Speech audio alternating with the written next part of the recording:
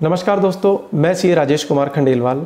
आज मैं आपके साथ डिस्कस करने वाला हूं CGST में दिए गए सेक्शन 122 को। ये सेक्शन पेनल्टी प्रोविज़न से रिलेटेड है। ये सेक्शन कुछ ऑफेंस की बात करता है।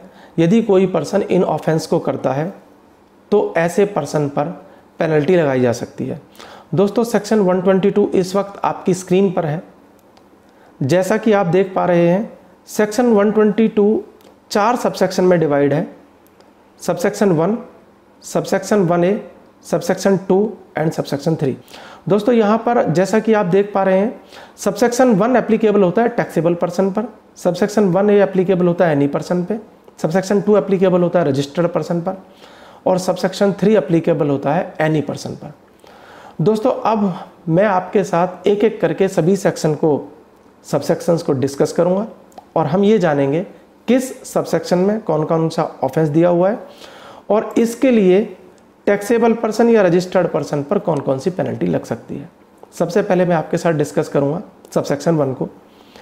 जैसा कि इस वक्त आप अपनी स्क्रीन पे देख पा रहे हैं, सबसेक्शन 1 कहता है ये केवल टैक्सेबल पर्सन पर एप्लीकेबल है। टैक्सेबल पर्सन कौन होता है? रजिस्टर्ड पर्सन या ऐसा पर्सन जो सेक्शन 22 या 24 में रजिस्ट्रेशन लेने के लिए लायबल है। अब मैं एक एक करके आपके साथ डिस्कस करूंगा जो ये 21 टाइप के ऑफेंस दिए गए हैं इनको।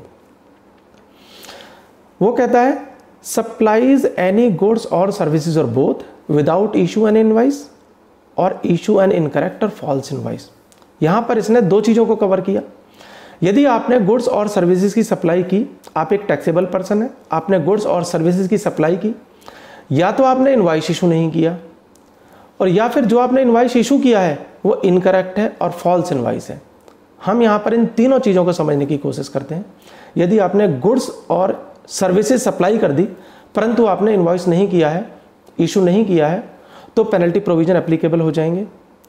एक एग्जाम्पल के थ्रू समझने की कोशिश करते हैं। ऐसी पॉसिबिलिटी हो सकती है कि आपने मटेरियल का डिस्पैच कर दिया, आपको टैक्स इनवाइस इशू करना चाहिए था, परंतु आपने डिलीवरी चालान के थ्रू उस मटेरियल को भेज दिया, तो यहां पर इस ट्रांजैक्शन के केस में पेनल्टी प्रोविजन एप्लीकेबल हो जाएंगे क्योंकि एप्लीकेबिलिटी इनवाइस की थी और आपने डिलीवरी चालान के थ्रू उस मटेरियल को डिस्पैच कर दिया। दोस्तों, अब मैं आपके साथ डिस्कस करता हूं इनकरेक्ट और फॉल्स इनवाइस। ये दो कौन सी पॉसिबिलिटी हैं और इन दोनों में डिफरेंस क्या है। इनकरेक्ट इनवाइस का मीनिंग है यदि आपको कोई मटेरियल डिस्पैच करना था HSN नंबर 1 के अंदर और आप उस मटेरियल को डिस्पैच कर देते हैं अपने इनवाइस पे HSN 2 डाल के, तो ये आपका इनकरेक्ट इनवाइस हो जाता है। और फॉल्स इनवाइस क्या है? यदि आपको 100 यूनिट सप्लाई करने थे, रेट था 10 रुपये पर यूनिट, परंतु आपने क्या किया, यूनिट तो कर दिए 10 और रेट कर दिया 100 रुपये, टोटल इनवाइस वैल्यू रही 1000 रुपये की, तो इस केस में ये आपका फॉल्स इनवाइस हो गया। और जो मैंने अभी आपको एग्जाम्पल के थ्रू तीनों चीज़ बताई हैं, पेनल्टी प्रोविजन एप्लीकेबल हो जाएंगे। नेक्स्ट ऑफेंस को देख लेते हैं। Issues any invoice or bills without supply of goods or services or both in violation of provision of this act। ये ऑफेंस कहने की कोशिश करता है यदि आपने इनवाइस इशू कर दिया, बिल इशू कर दिया, परंतु गुड्स और सर्विसेज सप्लाई नहीं की हैं, तो पेनल्टी प्रोविजन एप्लीकेबल हो जाएंगे। इसको यदि मैं सरल शब्दों में कहने की कोशिश करूं तो बोगस बिलिंग है, जहां पर आपने इनवाइस तो इशू कर दिया परंतु आपने गुड्स और सर्विसेज इशू नहीं करी है, तो ये आपकी एक बोगस बिलिंग होती है। यदि कोई भी टैक्सेबल पर्सन इस काम को करता है तो पेनल्टी प्रोविजन एप्लीकेबल हो जाएंगे। जो नेक्स्ट दो ऑफेंस हैं, थर्ड और फोर्थ, मैं इन दोनों को एक साथ पढ़ूंगा। जैसा कि मैंने इन दोनों के स्टार्टिंग में रेड किया हुआ है। पहला वाला पॉइंट कहता है collects any amount as tax, और जो फोर्थ ऑफेंस है वो ये कहता है कलेक्ट्स एनी टैक्स। हम इन दोनों में डिफरेंस समझने की कोशिश करते हैं और साथ के साथ प्रोविजन को भी पढ़ लेते हैं। जो पहला ऑफेंस है वो ये कहता है collects any amount as tax but fail to pay the same to the government beyond a period of 3 months from the due date. और नेक्स्ट कहता है collects any tax in contravention of the provision of this act but fail to pay to the government beyond a period of 3 months from the due date। दोस्तों यहाँ पर जो पहला point है मैं आपको समझाने की कोशिश करता हूँ, वो ये कहता है यदि आपने कोई अमाउंट कलेक्ट किया टैक्स के रूप में, एक कंपोजिशन डीलर है उसको टैक्स कलेक्ट करने की अथॉरिटी नहीं है, परंतु यदि वो टैक्स के रूप में कोई अमाउंट कलेक्ट करता है तो उसके ऊपर पेनल्टी प्रोविजन एप्लीकेबल हो जाएंगे। इसी तरह से यदि कोई अनरजिस्टर्ड पर्सन है, उसको टैक्स कलेक्ट करने की अथॉरिटी नहीं होती है, यदि वो टैक्स के रूप में अमाउंट कलेक्ट करता है तो उसके ऊपर ये पेनल्टी प्रोविजन एप्लीकेबल हो जाएंगे। अब हम डिस्कस करते हैं नेक्स्ट पॉइंट को, जिसमें वो कहता है कलेक्ट्स एनी टैक्स। इसमें वो ये कहने की कोशिश करता है यदि आपके पास में टैक्स कलेक्ट करने की अथॉरिटी थी, एग्जाम्पल से मैं समझाने की कोशिश करता हूं, यदि आपको किसी आइटम पे 12% रेट के हिसाब से टैक्स कलेक्ट करना था परंतु आपने 18% के हिसाब से कलेक्ट कर लिया, तो वो आपका जो ऑफेंस नंबर 4 है उसमें आएगा। तो मैंने यहाँ पे पहले आपको दोनों का डिफरेंस बता दिया।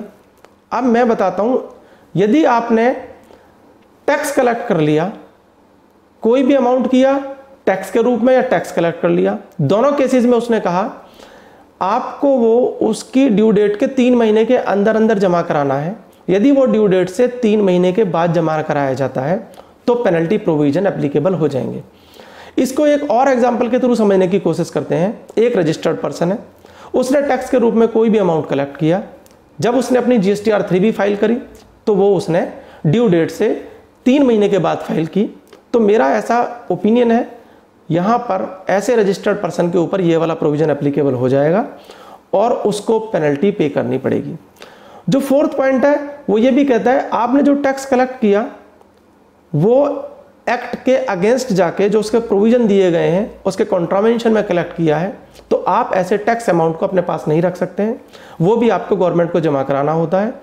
इसलिए ऐसा अमाउंट भी यदि आप उसकी ड्यू डेट के 3 महीने के अंदर अंदर जमा करा देते हैं तो कोई पेनल्टी नहीं है, परंतु यदि 3 महीने के बाद जमा कराते हैं तो पेनल्टी प्रोविजन एप्लीकेबल हो जाएंगे। अब हम नेक्स्ट क्लॉज को देखते हैं। नेक्स्ट 5th और 6th दोनों क्लॉज को मैं एक साथ लेता हूं। पहले मैं 5th को लूंगा। सेक्शन 51 एप्लीकेबल होता है कुछ स्पेसिफाइड पर्संस के केस में। इन पर्संस को गुड्स और सर्विसेज की सप्लाई लेने पर यदि कॉन्ट्रैक्ट वैल्यू 2,50,000 रुपए से ज़्यादा है तो 1% CGST में और 1% SGST में TDS डिडक्ट करना होता है। यह प्रोविजन कहता है यदि ऐसे स्पेसिफाइड पर्सन टैक्स डिडक्ट नहीं करते हैं या जिस रेट से उन्हें TDS डिडक्ट करना है उससे कम रेट से करते हैं या TDS डिडक्ट करने के बाद में गवर्नमेंट को डिपॉजिट करने में फेल होते हैं, तो ऐसे स्पेसिफाइड पर्सन पर पेनल्टी प्रोविजन एप्लीकेबल हो जाएंगे। दोस्तों अब जो हमारा नेक्स्ट सब क्लॉज है उसको डिस्कस करते हैं। जिस तरह से क्लॉज नंबर 5 था उसी तरह से क्लॉज नंबर 6 है। क्लॉज नंबर 6 एप्लीकेबल होता है TCS के केस में। ई-कॉमर्स ऑपरेटर के ऊपर TCS के प्रोविजन एप्लीकेबल होते हैं। यदि ई-कॉमर्स ऑपरेटर सेक्शन 52 के अकॉर्डिंग TCS कलेक्ट नहीं करता है या जिस रेट से उसे कलेक्ट करना है उससे कम रेट से कलेक्ट करता है या फिर कलेक्ट करने के बाद में गवर्नमेंट को डिपॉजिट नहीं करता है तो पेनल्टी प्रोविजन एप्लीकेबल हो जाएंगे। दोस्तों नेक्स्ट क्लॉज को देखते हैं। टेक्स और utilised ITC without actual receipts of goods और सर्विसेज और बोथ आइदर फुल्ली और partially in contravention of the provision of this act और the rules made thereunder. यहां पर यह ऑफेंस कहना चाहता है यदि आपने गुड्स और सर्विसेज को लिए बिना, उनकी एक्चुअल डिलीवरी लिए बिना आपने ITC को यूटिलाइज कर लिया, ITC ले लिया आपने, तो पेनल्टी प्रोविजन एप्लीकेबल हो जाएंगे। मैं आपको एक एग्जांपल के थ्रू इसको समझाने की कोशिश करता हूं। लॉट्स के केस में ITC रिसिपिएंट को तब अवेलेबल होता है जब लास्ट लॉट रिसीव हो जाए, परंतु सप्लायर को लॉट्स के केस में इनवॉइस जब फर्स्ट डिलीवरी जाती है उसी वक्त इशू करना पड़ता है। यदि रिसिपिएंट लास्ट लॉट का इंतजार किए बिना पहले लॉट के साथ ही ऐसे इनवॉइस पर ITC ले लेता है तो ये एक फिट केस बन जाता है पेनल्टी लगाने के लिए और ऐसे रिसिपिएंट पर पेनल्टी प्रोविजन एप्लीकेबल हो जाएंगे। नेक्स्ट प्रोविजन कहता है यदि आपने फ्रॉड के कारण रिफंड ऑब्टेन कर लिया है जिसकी वजह से पेनल्टी प्रोविजन उस पर एप्लीकेबल हो सकते हैं। नेक्स्ट, टेक्स और distribute input tax credit in contravention of the section 20। दोस्तों सेक्शन 20 एप्लीकेबल होता है आईएसडी के केस में, इनपुट सर्विस डिस्ट्रीब्यूटर। आईएसडी को आईटीसी डिस्ट्रीब्यूट करना पड़ता है अपनी यूनिट्स में, वो केवल उतना ही आईटीसी डिस्ट्रीब्यूट कर सकता है जितने की उसके पास में एलिजिबिलिटी है, जितना उसके पास में आईटीसी है। यदि वो सेक्शन 20 में दिए गए प्रोविजन के अगेंस्ट जाकर आईटीसी डिस्ट्रीब्यूट करता है तो पेनल्टी प्रोविजन एप्लीकेबल हो जाएंगे। सब क्लॉज नंबर 10 को देखते हैं, बहुत इंपॉर्टेंट है। यहां पर इन्होंने 3 टाइप की चीजें बताई हैं। वो ये कहता है यदि आपने टैक्स इवेजन के पर्पज से ये 3 काम किए, कौन कौन से? फॉल्सिफाइज और सब्स्टिट्यूट फाइनेंशियल रिकॉर्ड्स, और प्रोड्यूस फेक अकाउंट्स और डॉक्यूमेंट्स, और furnishes any false information of return. कहने का मतलब यह है दोस्तों, कुछ भी नहीं छोड़ा। एक एग्जांपल के थ्रू आपको समझाने की कोशिश करता हूं। कोई आइटम है जो कि कैपिटलाइज होना था, आपकी बैलेंस शीट में जाना था, परंतु रजिस्टर्ड पर्सन ने क्या किया, क्योंकि आपको पता है सेक्शन 17 सबसेक्शन 5 क्लॉज सी और डी ये कहते हैं यदि आपने कंस्ट्रक्शन के रिलेशन में कोई वर्क्स कॉन्ट्रैक्ट सर्विस ली या गुड्स और सर्विसेज की इनवर्ट सप्लाई ली और आपने उसको कैपिटलाइज कर दिया तो आपको आईटीसी नहीं मिलेगा। परंतु रजिस्टर्ड पर्सन ने क्या किया, ऐसी गुड्स या सर्विसेज को या वर्क्स कॉन्ट्रैक्ट सप्लाई की सर्विसेज को जिसको कैपिटलाइज करना था उसने P&L में डेबिट कर दिया सिर्फ इसलिए ताकि उसे क्रेडिट मिल जाए। तो यहां पर ये फिट केस बनता है पेनल्टी लेने के लिए। तो दोस्तों ये 3 जो पॉइंट हैं बहुत खतरनाक हैं, हमें इनको ध्यान में रखने की जरूरत है। हमें फाइनेंशियल रिकॉर्ड को प्रॉपर बनाना है, कोई भी फेक डॉक्यूमेंट जनरेट नहीं करना है और रिटर्न्स के अंदर कंप्लीट इंफॉर्मेशन देनी है ताकि पेनल्टी प्रोविजन से बचा जा सके। Next, he is liable to be registered under this act but fail to obtain registration. दोस्तों यहां पर बहुत ज्यादा बताने की जरूरत नहीं है, सिर्फ मैं इतना ही कहूंगा यदि किसी रजिस्टर्ड पर्सन की रजिस्ट्रेशन की लाइबिलिटी आ चुकी है, थ्रेशोल्ड लिमिट उसकी क्रॉस हो चुकी है, या सेक्शन 24 की किसी ट्रांजैक्शन के कारण उसको रजिस्ट्रेशन लेना मैंडेटरी हो जाता है परंतु वो रजिस्ट्रेशन नहीं लेता है तो उस पर पेनल्टी प्रोविजन एप्लीकेबल हो जाएंगे। आगे चलते हैं दोस्तों। अगले वाले प्रोविजन में वो ये कहता है यदि रजिस्ट्रेशन के टाइम पे या उसके बाद में रजिस्ट्रेशन के रिलेशन में आपने कोई फॉल्स इंफॉर्मेशन प्रोवाइड की। मैं एक एग्जांपल के थ्रू आपको समझाने की कोशिश करता हूं। मान लीजिए आपने एक रेंट एग्रीमेंट बनाया किसी प्रीमाइसेस से रिलेटेड और वो बिल्डिंग, वो जो ऑफिस है वो एग्जिस्ट ही नहीं करता, तो दोस्तों ऐसे डॉक्यूमेंट के बेस पर यदि आप रजिस्ट्रेशन लेते हैं तो पेनल्टी प्रोविजन एप्लीकेबल हो सकते हैं। नेक्स्ट, यदि आप किसी ऑफिसर को उसकी ड्यूटीज को डिस्चार्ज करने से रोकते हैं तो पेनल्टी प्रोविजन एप्लीकेबल हो सकते हैं। एग्जाम्पल के लिए यदि कोई जीएसटी ऑफिसर आपकी बिल्डिंग में इंस्पेक्शन के लिए आता है, सर्वे के लिए आता है, सर्च के लिए आता है और उसके पास में वैलिड डॉक्यूमेंट है कि वो सर्च कर सकता है, यदि आप उसे अपनी बिल्डिंग में एंटर नहीं करने देते हैं तो यहां पर पेनल्टी प्रोविजन एप्लीकेबल हो जाएंगे। Next, transport any taxable goods without the cover of specified documents. दोस्तों हम सबको पता है यदि गुड्स का ट्रांसपोर्ट होता है तो स्पेसिफाइड डॉक्यूमेंट होने चाहिए। यदि गुड्स का ट्रांसपोर्ट होता है तो टैक्स इनवाइस होना चाहिए। यदि टैक्स इनवाइस एप्लीकेबल नहीं है तो डिलीवरी चालान होना चाहिए, और यदि एप्लीकेबल हो तो ई वे बिल भी होना चाहिए। यदि स्पेसिफाइड डॉक्यूमेंट नहीं है, उनके बिना गुड्स का ट्रांसपोर्ट होता है तो दोस्तों पेनल्टी प्रोविजन एप्लीकेबल हो जाएंगे। Next, suppression his turnover leading to evasion of tax. यदि टैक्स चोरी के उद्देश्य से आप अपनी टर्नओवर को कम करके दिखाते हैं तो पेनल्टी प्रोविजन एप्लीकेबल हो जाएंगे। Next, fail to keep, maintain और retain books of accounts and other documents as specified in the law. दोस्तों यहां पर मैं 1 मिनट लूंगा और बताऊंगा आपको, जीएसटी एक्ट में सेक्शन 35 है, वो 6 टाइप के रिकॉर्ड्स की बात करता है जो एक रजिस्टर्ड पर्सन को मेंटेन करने होते हैं। यदि आप इन रिकॉर्ड्स को मेंटेन नहीं करते तो पेनल्टी प्रोविजन एप्लीकेबल हो जाएंगे। ये ना सिर्फ आपको मेंटेन करने हैं बल्कि रिटेन करके भी रखने हैं। मैं एग्जांपल के थ्रू आपको समझाना चाहता हूं। यदि आपने स्टॉक रजिस्टर बनाना बंद कर दिया है जीएसटी आने के बाद, तो स्टॉक रजिस्टर एक मैंडेटरी डॉक्यूमेंट है, सेक्शन 35 में एक मैंडेटरी रिकॉर्ड है जो आपको मेंटेन करना है। यदि आप इसे मेंटेन नहीं करते हैं, मैं दूसरा एग्जांपल देना चाहता हूं। आपने जो भी गुड्स प्रोड्यूस्ड की, मैन्युफैक्चरर की, यदि आप उसका रिकॉर्ड नहीं रखते हैं, आपके पास में कितना आईटीसी आया है, कितना आउटपुट आपका पेएबल है, कितना पे किया आपने, यदि आप इसका रिकॉर्ड नहीं रखते हैं तो दोस्तों पेनल्टी प्रोविजन एप्लीकेबल हो जाएंगे। नेक्स्ट, सप्लाइज, ट्रांसपोर्ट और stores any goods which he has reason to believe are liable to confiscation. दोस्तों यहां पर वो ये कहना चाहता है, यदि टैक्सेबल पर्सन ऐसी किसी गुड्स में डील करता है जहां पर उसको पूरा विश्वास है कि ऐसी गुड्स लाइबल टू कॉन्फिस्केशन है, तो ऐसे पर्सन पर पेनल्टी लगाई जा सकती है। नेक्स्ट, इशूज एनी इनवॉइस और document by using the registration number of another taxable person. Clear है दोस्तों? यहां पर यह कहना चाहता है, यदि किसी एक पर्सन ने दूसरे पर्सन का जीएसटी नंबर यूज करके कोई इनवॉइस इशू किया है, कोई डॉक्यूमेंट इशू किया है, तो उस पर पेनल्टी के प्रोविजन एप्लीकेबल हो जाएंगे।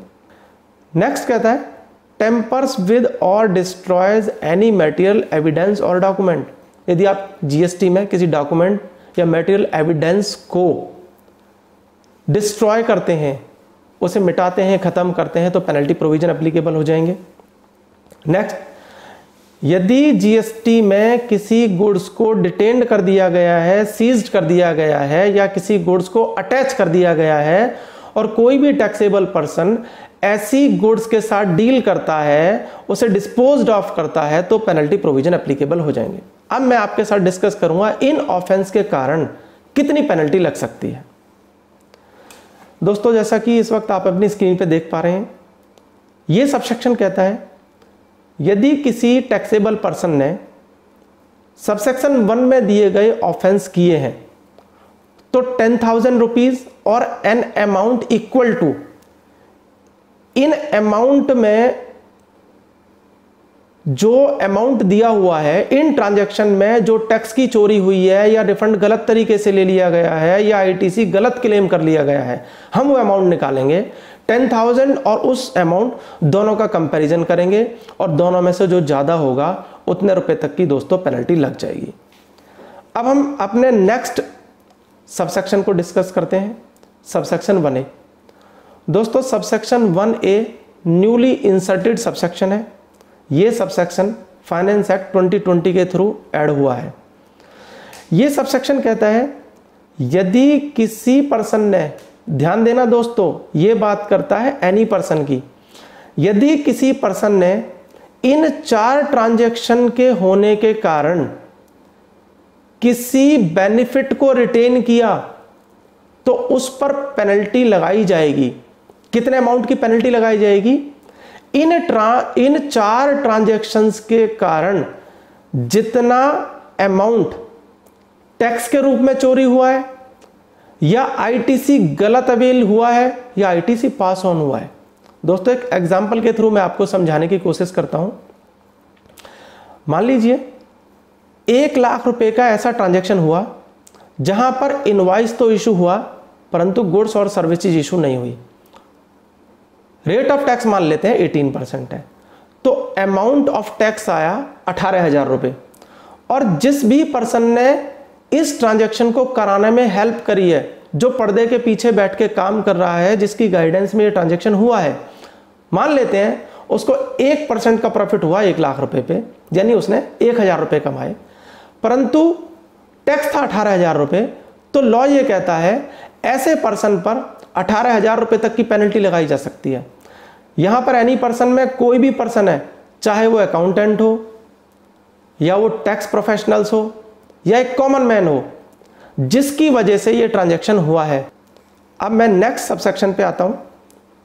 नेक्स्ट सबसेक्शन है सबसेक्शन 2। दोस्तों ये सबसेक्शन 2 पार्ट्स में डिवाइड है, रजिस्टर्ड पर्सन पर एप्लीकेबल है।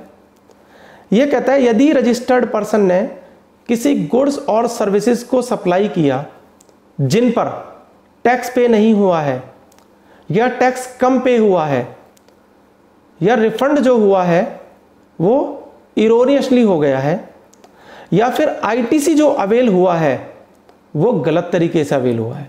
तो यहां पर इसने 2 सिचुएशन बताई। रजिस्टर्ड पर्सन ने जो ये काम किया है उसका पर्पस टैक्स इवेजन है, परंतु ऐसा काम फ्रॉड के कारण नहीं हुआ, विलफुल मिस स्टेटमेंट के कारण नहीं हुआ, और सप्रेशन ऑफ फैक्ट्स के कारण नहीं हुआ। यदि ऐसा है तो 10,000 और 10% ऑफ टैक्स अमाउंट दोनों में से जो ज्यादा होगा उतने रुपए तक की पेनल्टी लग सकती है। परंतु यदि ऐसा काम मेलाफाइड इंटेंशन के साथ हुआ है, कहने का मतलब यह है टैक्स की चोरी हुई है और पर्पस था फ्रॉड, विलफुल मिस स्टेटमेंट और सप्रेशन ऑफ फैक्ट, यदि ऐसा है तो 10,000 और टैक्स अमाउंट दोनों में से जो ज्यादा हो उतनी पेनल्टी लग सकती है। दोस्तों जैसा कि इस वक्त आप स्क्रीन पे देख पा रहे हैं, जो ऊपर वाला पॉइंट है उसमें लिखा हुआ है 10,000 और 10% ऑफ टैक्स ड्यू, जबकि नीचे लिखा हुआ है 10,000 और टैक्स ड्यू, क्योंकि ऊपर वाले में इंटेंशन फ्रॉड की नहीं है, इसलिए रजिस्टर्ड पर्सन को थोड़ा सा रिलीफ दिया गया है। और जो नीचे वाला पॉइंट है उसमें क्लियर कट लिखा हुआ है क्योंकि इंटेंशन फ्रॉड की है, इसलिए उस पर ज्यादा पेनल्टी लगाई गई है। दोस्तों नेक्स्ट जो सब क्लॉज है मैं उसको डिस्कस करूंगा आपके साथ में। सबसे पहले पॉइंट में उसने बोल दिया यदि कोई भी पर्सन जो सबसेक्शन में 21 टाइप के ऑफेंस दिए गए हैं उनको करने में हेल्प करता है। दोस्तों सबसेक्शन 1 एप्लीकेबल हो रहा था टैक्सेबल पर्सन पर, और सबसेक्शन 3 एप्लीकेबल हो रहा है एनी पर्सन पर। तो सबसेक्शन 3 के अंदर बता दिया गया यदि कोई पर्सन सबसेक्शन 1 में जो 21 टाइप के ऑफेंस हैं उनको करने में हेल्प करता है तो उस पर 25,000 रुपए तक की पेनल्टी लगाई जा सकती है। इसी तरह से जो यहाँ पे सब क्लॉज बी है और सब क्लॉज सी है, उन दोनों को मैं एक साथ पढ़ देता हूँ। यहाँ पर ये कहना चाहते हैं यदि कोई पर्सन किसी ऐसी गुड्स में डील करता है जहाँ पर उसको ये विश्वास करने का कारण है या जहाँ पर उसको ये पूरा भरोसा है कि ऐसी गुड्स लाइबल टू कॉन्फिस्केशन है, तो उस पर 25,000 रुपए तक की पेनल्टी लगाई जा सकती है। इसी टाइप से यदि कोई सर्विस दी जा रही है या कोई पर्सन उसमें डील करता है प्रोविजन के अगेंस्ट जाकर, तो इस केस में भी 25,000 रुपए तक की पेनल्टी लगाई जा सकती है। जो सब क्लॉज डी है वो ये कहना चाहता है यदि कोई भी पर्सन जिसके पास में कोई सम्मन आया है, नोटिस आया है, उसको खुद प्रेजेंट होना है, इंफॉर्मेशन देनी है, यदि वो ऐसा करने में चूक करता है, ऑफिसर के सामने प्रेजेंट नहीं होता है, तो उस पर 25,000 रुपए तक की पेनल्टी लगाई जा सकती है। दोस्तों सबसेक्शन 3 का जो लास्ट क्लॉज है ई, ये कहता है fails to issue invoice in accordance with the provision of this act और रूल्स मेड देयर अंडर, और fail to account for an invoice in his books of accounts. ये कहना चाहता है यदि आपने कोई इनवॉइस इशू किया परंतु वो इनवॉइस प्रोविजन के अकॉर्डेंस नहीं है, प्रोविजन के अगेंस्ट है। मैं एग्जांपल के थ्रू आपको समझाना चाहता हूं। दोस्तों यदि कोई कंपोजिशन डीलर है तो रूल 5 सब रूल जी कहता है उसको इनवॉइस पे लिखना होगा कंपोजिशन टैक्सेबल पर्सन। यदि वो ये नहीं लिखता है तो मेरी अपनी ओपिनियन है यहां पर जो इनवॉइस इशू हुआ है वो प्रोविजन के अगेंस्ट है। मैं दूसरा एग्जांपल आपको बता सकता हूं। इनवॉइस पर सप्लायर या ऑथराइज रिप्रेजेंटेटिव को सिग्नेचर करना होता है। यदि इन दोनों के अलावा कोई और पर्सन सिग्नेचर करता है तो रजिस्टर्ड पर्सन पर पेनल्टी प्रोविजन एप्लीकेबल हो जाएंगे। और जो नेक्स्ट इसमें पॉइंट दिया हुआ है fail to account for an invoice in his books of account, यहाँ पर सर सेल्फ एक्सप्लेनेटरी है। ये कहना चाहता है यदि आपने कोई इनवॉइस इशू किया और आप उसे बुक्स में नहीं दिखाते हैं तो पेनल्टी प्रोविजन एप्लीकेबल हो जाएंगे। तो दोस्तों यहाँ पर मैंने आपको सेक्शन 122 को समझाने की कोशिश की। दोस्तों मुझे उम्मीद है आपको ये मेरा वीडियो पसंद आया होगा। आप इसे लाइक करें, शेयर करें। यदि आपने इस चैनल को अभी तक सब्सक्राइब नहीं किया है तो मेरी आपसे रिक्वेस्ट है सब्सक्राइब करें। Thank you very much.